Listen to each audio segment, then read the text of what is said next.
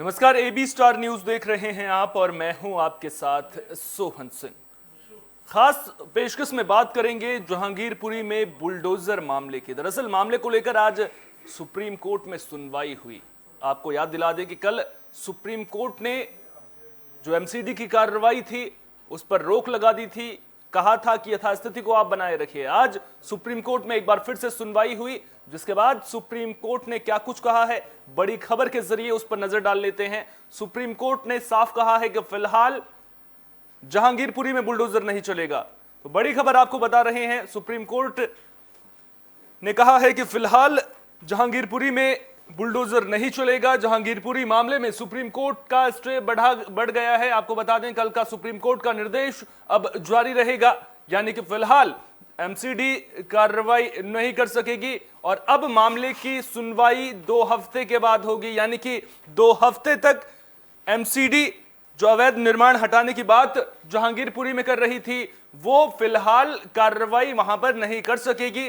कई तरह के विवाद भी एमसीडी की इस कार्रवाई को लेकर के सामने आ रहे थे। यह भी कहा जा रहा है कि किसी एक विशेष समुदाय को निशाना बनाया जा रहा है। सुप्रीम कोर्ट ने, आपको एक बात मैं यहां पर स्पष्ट कर दूं कि सुप्रीम कोर्ट ने साफ ये कहा है कि जो वो निर्देश जारी कर रहे हैं वो सिर्फ जहांगीरपुरी मामले तक ही सीमित है। वो देश के दूसरे हिस्सों में इस तरह का कोई आदेश जारी नहीं कर सकते हैं। यानी कि जहांगीरपुरी में फिलहाल बुलडोजर नहीं चलेगा। जो स्टे है उसे बढ़ा दिया गया है। साफ तौर पर सुप्रीम कोर्ट ने कहा है कि यथास्थिति को आप वहां पर बनाए रखिए, जैसे स्थिति है वहां पर वैसी ही स्थिति बनाए रखिए।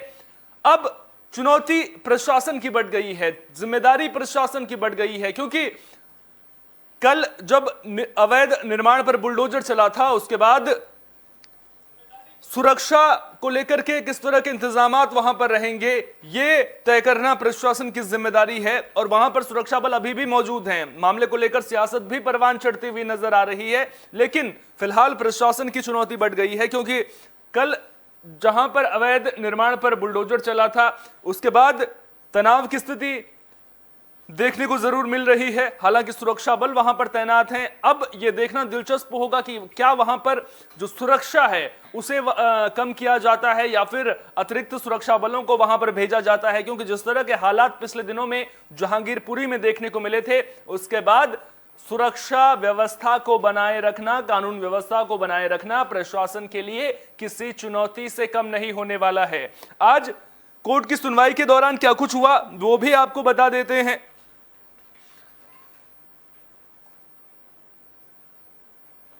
साफ तौर पर कोर्ट ने यह कहा है कि हमारा आदेश सिर्फ जहांगीरपुरी मामले तक के लिए ही सीमित है। अदालत ने तमाम दलीलों को सुनने के बाद यह कहा है और साफ कह दिया है कि फिलहाल वहां पर बुलडोजर नहीं चलेगा। साफ तौर पर अदालत ने यह भी कहा है कि अगर नगर निगम एमसीडी वहां पर कार्रवाई करता है तो फिर उसे अदालत की अवमानना माना जाएगा। यानी कि फिलहाल एमसीडी वहां पर कार्रवाई नहीं कर पाएगा। कोर्ट ने एक सवाल यह भी पूछा कि जब आदेश जारी सुप्रीम कोर्ट की ओर से कर दिया गया था तो उसके बाद भी वहां पर बुलडोजर क्यों चला। कई सख्त सवाल भी सुप्रीम कोर्ट की ओर से पूछे गए हैं, जिसको लेकर अब सरकार को हलफनामा कोर्ट में दायर करना होगा, जिसमें यह जानकारी देनी होगी कि आखिर जो कार्रवाई वहां पर की गई है वो किन परिस्थितियों में की गई है, किस वजह से की गई है। अब पूरा जो खेल है वो टाइमिंग को लेकर के उठ रहा है, क्योंकि जब हनुमान जयंती के दिन हिंसा वहां पर हुई थी उसके बाद सवाल ये उठ रहा था कि जो अभी क्यों एमसीडी की ओर से कार्रवाई की जा रही है। हालांकि एमसीडी का यह कहना है कि बाकायदा पहले भी इस तरह की कार्रवाई की जाती रही है, लगातार वहां से अवैध निर्माण की शिकायतें मिल रही थी, जिसके बाद यह कार्रवाई वहां पर की गई है। यहां पर बुलडोजर नीति को लेकर के भी कई लोग सवाल उठाते हुए नजर आ रहे हैं कि क्या बुलडोजर ही एकमात्र समाधान है, एकमात्र तरीका यही है कि बुलडोजर से ही कार्रवाई होगी। तो बुलडोजर किन परिस्थितियों में चलता है वो भी यहां पर समझना बेहद जरूरी है। अगर कानूनी तौर पर देखा जाए तो केवल 2 परिस्थितियां ऐसी होती हैं जिसमें बुलडोजर की कार्रवाई देखने को मिलती है। वो 2 परिस्थितियां कौन सी होती हैं वो भी हम आपको बता देते हैं। दरअसल जब किसी सरकारी जमीन पर कोई अवैध निर्माण करवा ले तो उसके बाद प्रशासन कानून गो लेखपाल से आदेश लेने के बाद पूरी तरह से बाकायदा जांच पड़ताल के बाद वहां पर बुलडोजर से कार्रवाई कर सकता है, अवैध निर्माण को वहां से गिराया जा सकता है। इसके अलावा अगर किसी पर आपराधिक मुकदमे दर्ज हैं, अगर कोई अपराधी प्रवृत्ति का व्यक्ति है, ज्यादातर मामलों में वांछित चल रहा है, उसकी तलाश पुलिस को लंबे समय से है और वो सरेंडर नहीं कर रहा है, पुलिस के हाथ नहीं आ रहा है, तो ऐसे में भी प्रशासन उसकी संपत्ति पर बुलडोजर चला सकता है, उसकी संपत्ति को जब्त कर सकता है। लेकिन यहां पर यह बात सुनिश्चित होनी बेहद जरूरी है कि जो संपत्ति है वो अपराध के पैसों से बनाई गई हो, यानी कि उसमें जो सरकारी तरीके हैं या फिर जो जायज तरीके हैं उनसे उस संपत्ति का निर्माण ना किया गया हो। लेकिन अब जहांगीरपुरी का जो मामला है वो ज्यादा सुर्खियों में आ रहा है, क्योंकि अब इस मामले को लेकर सियासत भी परवान चढ़ती हुई नजर आ रही है। कांग्रेस का डेलीगेशन अब वहां पर पहुंचने वाला है, जो लोगों से वहां पर मुलाकात करेगा। इसके अलावा खबर यह भी है कि टीएमसी का डेलीगेशन भी वहां पर पहुंचेगा। अब प्रशासन मिलने की इजाजत देता है या फिर नहीं देता है, यह तो आने वाला वक्त बताएगा कि किस तरह से सुरक्षा का हवाला देकर क्या वहां पर मिलने दिया जाएगा या नहीं दिया जाएगा, यह देखने वाली बात होगी। लेकिन फिलहाल जो बड़ी खबर सामने आ रही है वो ये कि फिलहाल अब जहांगीरपुरी में बुलडोजर नहीं चलेगा। सुप्रीम कोर्ट ने जो है 2 हफ्ते के लिए इस पर स्टे लगा दिया है। कपिल सिब्बल ने भी इस मामले में दलील रखते हुए कहा है कि अतिक्रमण और अवैध निर्माण पूरे देश की समस्या है, लेकिन इसकी आड़ में एक समुदाय को निशाना बनाया जा रहा है। मध्य प्रदेश के मंत्री ने कहा कि अगर मुसलमान शांत नहीं हुए तो कोई रियायत नहीं दी जाएगी। कोर्ट को यह संदेश देना चाहिए कि यह कानून का शासन है। इसके अलावा जिस तरह से यह पूरी कार्रवाई हो रही है उसको लेकर जब कोर्ट ने सवाल पूछा तो वकील दवे ने बताया कि अतिक्रमण हटाने के लिए धारा 343 के तहत 5 से 15 दिन का नोटिस मिलना चाहिए था। ऐसे मामलों में कई बार कोर्ट ने नोटिस की मियाद को बढ़ाया है। लोगों को बिना नोटिस के नहीं हटाया जा सकता है, यह उनके राइट टू लाइफ का उल्लंघन है। लेकिन जो तस्वीरें कल सामने आई थी उसके बाद कई तरह के सवाल भी जरूर उठ रहे हैं। और जो हिंसा देश ने देखी थी, रामनवमी की बात हो या फिर उसके बाद जिस तरह से जहांगीरपुरी में हनुमान जयंती के दिन हिंसा हुई थी, वो भी पूरे देश ने देखी थी। सवाल ये उठ रहा है कि क्या बुलडोजर ही एकमात्र तरीका है, क्या इसके अलावा कोई दूसरा रास्ता अख्तियार नहीं किया जा सकता था। यह बड़ा सवाल यहां पर बन रहा है। और कैसे यूपी से मध्य प्रदेश होते हुए जहांगीरपुरी तक बुलडोजर पहुंच गया, यह भी अपने आप में बड़ा सवाल है। कई लोग इसे बीजेपी की 2024 की रणनीति बता रहे हैं कि जिस तरह से यूपी चुनाव में बुलडोजर की धमक देखने को मिली थी, बुलडोजर के जरिए बीजेपी ने चुनाव प्रचार किया था और फिर उसका जो परिणाम है वो चुनाव परिणाम बीजेपी के पक्ष में आया था। तो 2024 की तैयारियों से भी कई लोग इसे देख रहे हैं। लेकिन यहां पर यह बात स्पष्ट होनी चाहिए कि जो कार्रवाई की गई है, बीजेपी ने मांग की थी, बीजेपी की ओर से यह मांग की गई थी कि जिस तरह से यूपी में कार्रवाई की गई बुलडोजर के जरिए, जिस तरह से मध्य प्रदेश के खरगोन में कार्रवाई की गई, उसी तरह से जहांगीरपुरी में भी अवैध संपत्तियों पर बुलडोजर चलना चाहिए। लेकिन जिस तरह से कार्रवाई हुई है उसके बाद सवाल ये उठ रहा है कि जिन मासूम लोगों की दुकानें तोड़ दी गई हैं, क्या वो सचमुच में मासूम लोग थे, या फिर हमने कुछ तस्वीरें ऐसी भी देखी थी कि एक बच्चा जमीन पर गिरे हुए पैसे, क्योंकि उसके पिता का जो ठेला लगता है वो वहां से तोड़ दिया गया था अवैध निर्माण बता करके।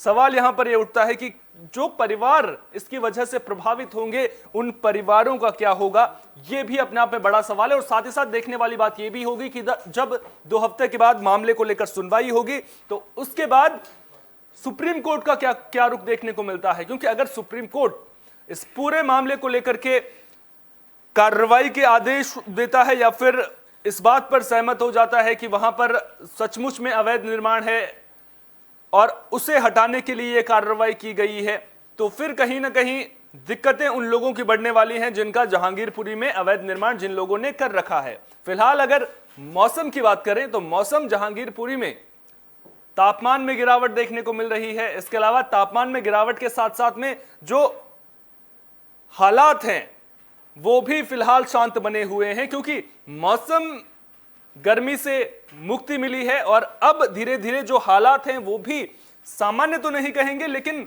कल जिस तरह से तनावपूर्ण हो गए थे उतने तनावपूर्ण अब सुप्रीम कोर्ट के स्टे के बाद नजर नहीं आ रहे हैं। हालांकि सुरक्षा के पुख्ता इंतजाम देखने को मिल रहे हैं और गर्मी जो है जहांगीरपुरी की वो थोड़ी कम नजर आ रही है। जिस तरह के हालात पहले थे उनमें थोड़ी सी नरमी अब देखने को मिल रही है। देखना दिलचस्प होगा कि 2 हफ्ते तक स्थिति कैसी बनी रहती है, यथास्थिति बनी रहती है या फिर किसी तरह के उन्माद की खबर निकलकर सामने आती है। क्योंकि जिस तरह से ये बवाल हमने देखा है, जिस तरह से जहांगीरपुरी केंद्र बना था, उसके बाद कई तरह के सवाल उठने जरूर शुरू हो गए थे।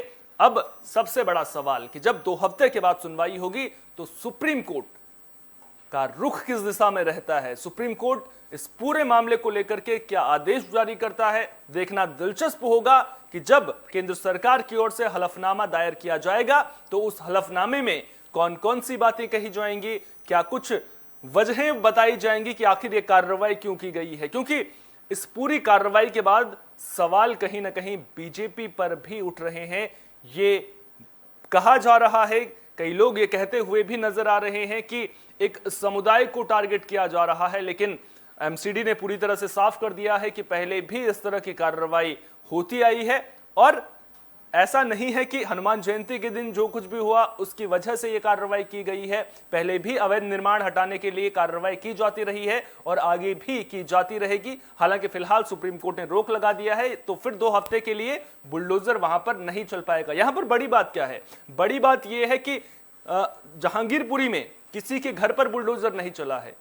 अवैध नाले को हटाया, अवैध नाले पर जो अतिक्रमण किया जा रहा था वहां पर बुलडोजर चला है। इसके अलावा जो अवैध दुकानें थी उन पर बुलडोजर चला है। देखना दिलचस्प होगा कि जो बुलडोजर को लेकर के सियासत है वो अब किस करवट बैठती हुई नजर आएगी, क्योंकि विरोधियों ने सरकार को घेरना शुरू कर दिया है। खासतौर पर यह कहा जा रहा है कि जो तरीका सरकार अपना रही है वो संवैधानिक नहीं है। देखना दिलचस्प होगा कि अब जब 2 हफ्ते बाद सुनवाई होगी उसके बाद क्या एमसीडी को कार्रवाई की इजाजत मिलती है या फिर नहीं। बड़ी खबर में फिलहाल के लिए इतना ही। देश दुनिया की तमाम अहम खबरों के लिए बने रहिए AB स्टार न्यूज के साथ, क्योंकि यहां पर खबरों का सिलसिला कभी नहीं थमता।